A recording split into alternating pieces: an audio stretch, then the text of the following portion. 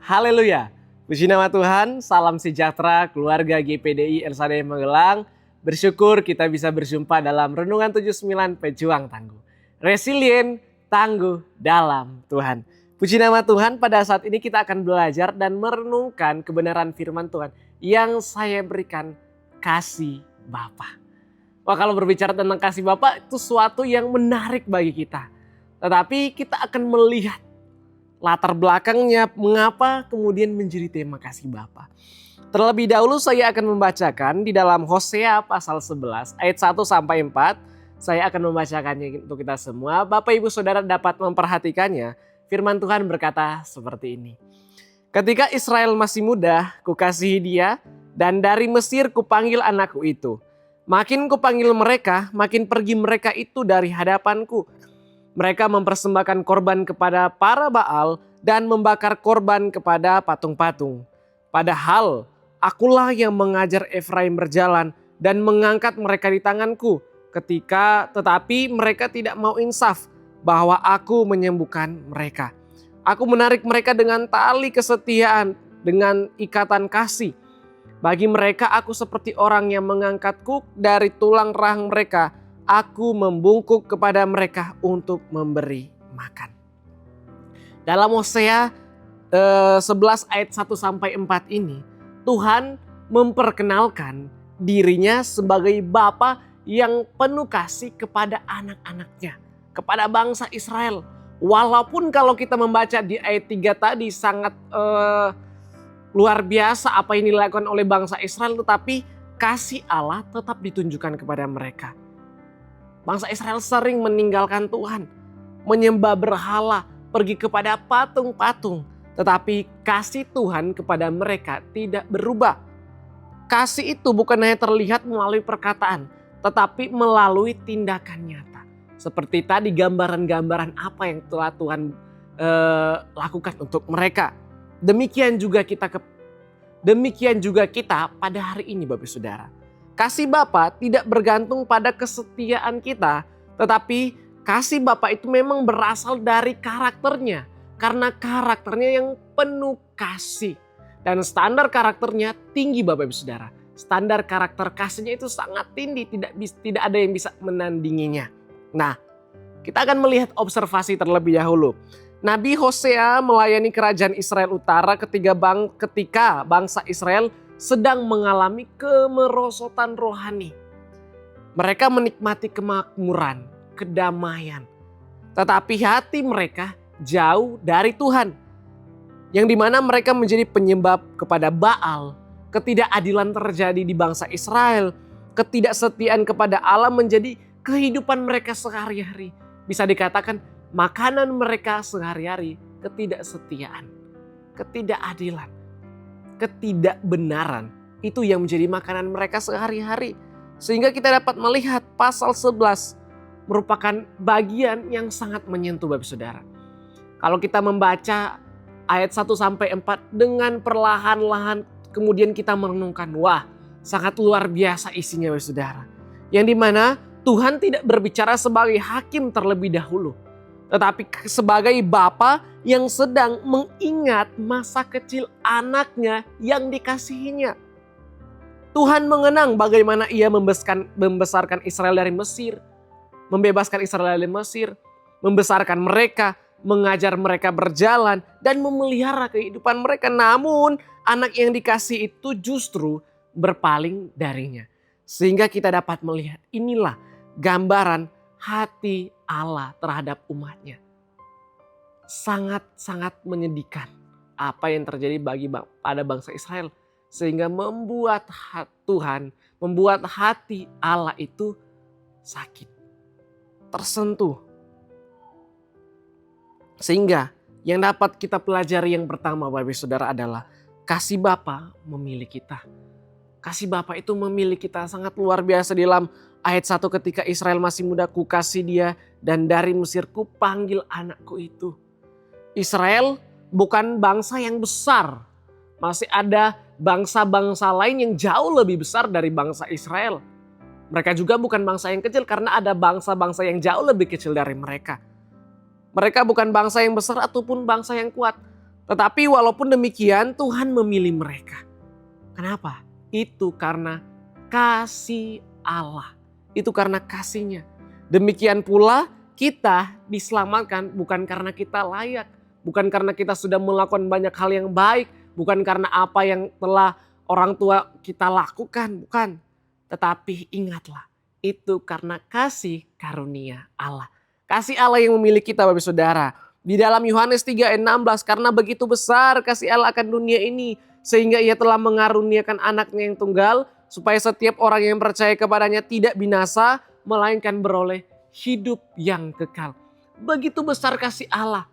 Dan bukan hanya begitu besar, tetapi ada tindakan, yaitu pengorbanan Yesus di atas kayu salib.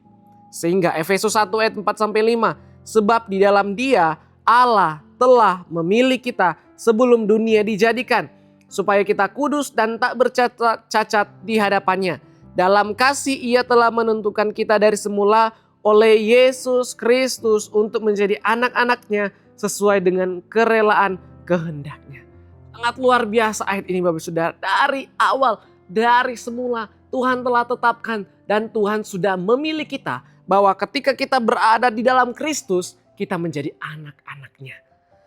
Sehingga yang kedua, kasih Bapa membimbing kita untuk bertumbuh. Kalau misalnya sebagai orang tua tidak ingin anaknya itu kecil terus. Tidak ingin anaknya itu bayi terus. Tentunya orang tua ingin supaya anak itu kemudian menjadi anak, menjadi remaja, dewasa dan seterusnya. Bertumbuh. Demikian juga kasih Bapa membimbing kita supaya bisa bertumbuh. Di dalam ayat 3, Hosea 11 ayat 3 berkata, padahal akulah yang mengajar Efraim berjalan dan mengangkat mereka di tanganku, tetapi mereka tidak mau insaf bahwa aku menyembuhkan mereka. Ini gambaran seperti seorang ayah yang memegang kedua tangan anaknya yang sedang berjalan. Mengajar anaknya untuk berjalan supaya bisa berjalan. Tuhan tidak hanya menyelamatkan tetapi juga membimbing setiap langkah anak-anaknya, umatnya.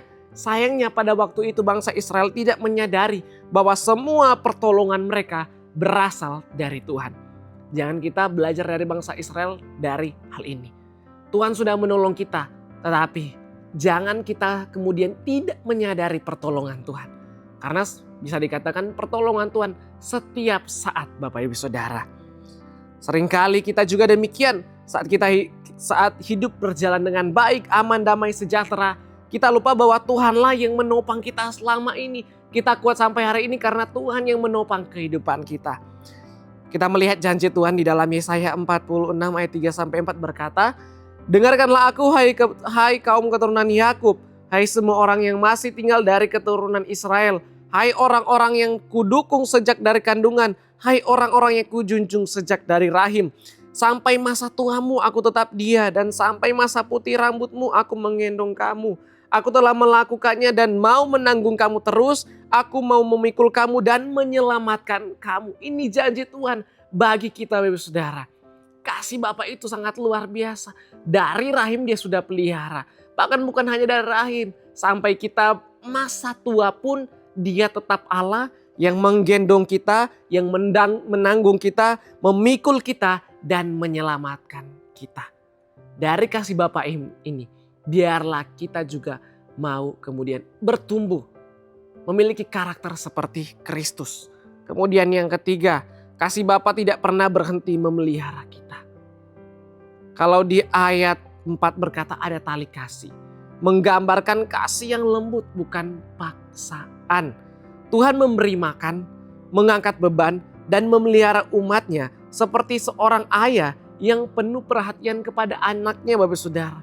Kasih Allah bukan kasih yang memaksa tetapi kasih yang mengundang kita datang kembali kepadanya.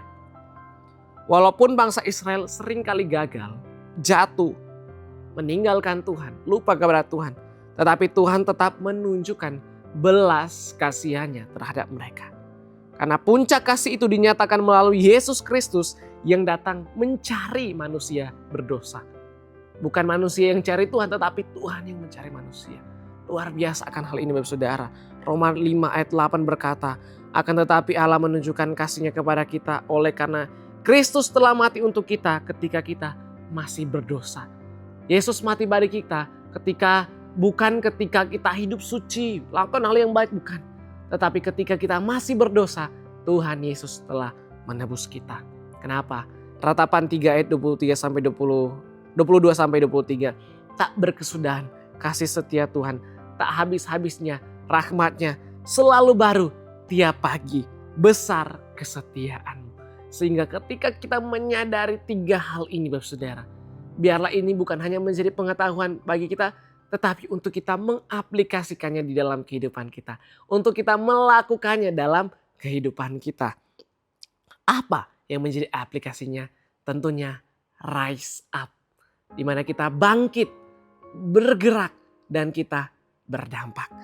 Bangkit, Lukas 15 ayat 17. Lalu ia menyadari keadaannya, katanya, betapa banyaknya orang upahan Bapakku yang berlimpah-limpah makanannya, tetapi aku di sini mati kelaparan. Aku akan bangkit dan pergi kepada Bapakku dan berkata kepadanya, Bapa, aku telah berdosa terhadap sorga dan terhadap Bapa. Jadi aplikasinya dengan kita menyadari keadaan kita. Kita bangkit dengan kita datang kepada Tuhan tentunya. Firman Tuhan berkata, Dia adalah setia dan adil akan mengampuni dosa kita. Ketika kita mengakui dosa kepada Tuhan. Tuhan tidak akan memandang hina kita ketika mungkin kita di titik terendah. Entah itu kita gagal, merasa bersalah, jatuh dalam dosa dan semacamnya. Melainkan Tuhan memberikan kesempatan bagi kita untuk bisa bangkit kembali. Sehingga sadari keadaan, datang kepada Tuhan, mengakui kegagalan dan mau belajar bertumbuh di dalam Tuhan. Tertanam dan bertumbuh di dalam Tuhan. Aplikasi yang kedua itu bergerak. Ketika kita bangkit, ya tentunya kita bergerak. Matius 22 ayat 37. Jawab Yesus kepadanya, kasihilah Tuhan Allahmu dengan segenap hatimu dan dengan segenap jiwamu dan dengan segenap akal budimu. Kemudian ayat 39 bagian B, kasihilah sesama manusia seperti dirimu sendiri. Jadi ini yang harus kita lakukan. Kita mengasihi Allah dan kita mengasihi sesama kita. Dengan kita biarlah ada buah roh yang harus kita hasilkan tentunya. Ketika kita tahu firman Tuhan bukan cukup kita dengar saja, tetapi kita lakukannya. Karena di dalam Yakobus 2 ayat 22 berkata, kamu lihat bahwa iman bekerja sama dengan perbuatan-perbuatan. Dan oleh perbuatan-perbuatan itu, iman menjadi sempurna dengan disertai perbuatan. Pengetahuan firman Tuhan yang kita hidupi, membawa hidup kita semakin lebih baik dan semakin baik lagi menuju kepada kesempurnaan Kristus. Sehingga kita bisa menjadi berdampak. Efesus 2 ayat 10, karena kita ini buatan Allah, diciptakan dalam Kristus Yesus untuk melakukan pekerjaan baik yang dipersiapkan Allah sebelumnya. Ia mau supaya kita hidup di dalamnya. Kita hidup di dalam Yesus Kristus untuk melakukan pekerjaan yang baik. Sehingga kemudian kita bisa berdampak bagi keluarga kita, orang-orang di sekitar kita dalam pekerjaan ataupun di dalam pendidikan. Sehingga 1 Timotius 4 ayat 12 berkata, jangan seorang pun menganggap engkau rendah karena engkau muda. Jadilah teladan bagi orang-orang percaya dalam perkataanmu, dalam tingkah lakumu, dalam kasihmu, dan dalam kesetiaanmu dan dalam kesetiaanmu.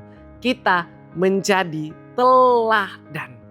Dari 1 Timotius 4 ayat 12. Dan Roma 13 ayat 14 terjemahan sederhana Indonesia. Tetapi marilah kita semua menjadikan penguasa kita Kristus Yesus sebagai teladan hidup. Supaya waktu orang melihat perbuatan kita, mereka seperti melihat Kristus dalam diri kita. Ketika kita melakukan pekerjaan baik, ketika kita menjadi teladan seperti Kristus, maka orang melihat di dalam diri kita bahwa Kristus hidup dalam kita. Orang akan mengetahui bahwa ternyata mereka anak Tuhan. Terlihat dari perkataan dan perbuatan-perbuatan mereka. Seperti di dalam Yohanes 13 ayat 34 sampai 35. Aku memberikan perintah baru kepadamu, yaitu supaya kamu saling mengasihi sama seperti aku telah mengasihi kamu, demikian pula kamu harus saling mengasihi. Dengan demikian semua orang akan tahu bahwa kamu adalah murid-muridku jikalau kamu saling mengasihi. Ketika kita saling mengasihi, kembali lagi orang akan menyadari bahwa kita adalah murid-murid Kristus. Amin. Ya, kita mungkin jatuh karena dosa. Kita mungkin pernah jatuh karena dosa, gagal dalam pelayanan, atau lemah dalam iman. Namun Bapa tidak langsung meninggalkan kita. Ia mengangkat kita, membimbing kita, dan memberikan kesempatan kepada kita untuk bangkit kembali. Untuk bisa rise up di dalam Kristus. Amin. Amin. Terima kasih telah mengikuti Renungan 79 yang pejuang tangguh. Kiranya firman Tuhan ini dapat memberkati kita. Bapak Ibu Saudara yang ingin didoakan untuk pokok-pokok doa tertentu atau ingin menceritakan kesaksian mujizat kesembuhan, pemulihan masalah keluarga dan lain-lain, dapat disalurkan melalui chat WhatsApp di nomor 0813 2742 0088. Tuhan Yesus memberkati kita semua. Mari kita satu dalam doa, kita berdoa. Bapa di sorga, kembali kami mengucap syukur Tuhan buat kasih-Mu dalam setiap kehidupan kami. Kami percaya kasih-Mu dalam kehidupan kami selalu Engkau nyatakan. Dan tolonglah kami untuk kami mampu menyadari dan bersyukur atas kasih-Mu dalam kehidupan kami Tuhan. Dan biarlah ketika kami menyadari kasih-Mu dalam kehidupan kami bisa rise up, kami bisa bangkit, bergerak dan berdampak untuk kemuliaan Engkau. Terima kasih Tuhan, dimanapun keluarga GPDI Elsadae Magelang berada, Engkau memberkati dan Engkau menyertai selalu. Lalukanlah mata keluarga GPDI Elsadae Magelang daripada melihat hal yang hampa. Hidupkanlah keluarga GPDI Elsadae Magelang dengan jalan-jalan yang Kau tunjukkan. Engkau yang memimpin, Engkau yang membimbing, Engkau yang menolong selalu kehidupan kami. Karena kami percaya di dalam Engkau kehidupan kami pasti akan berdampak. Terima kasih Tuhan. Di dalam nama Tuhan Yesus kami berdoa dan mengucap syukur. Haleluya. Amin.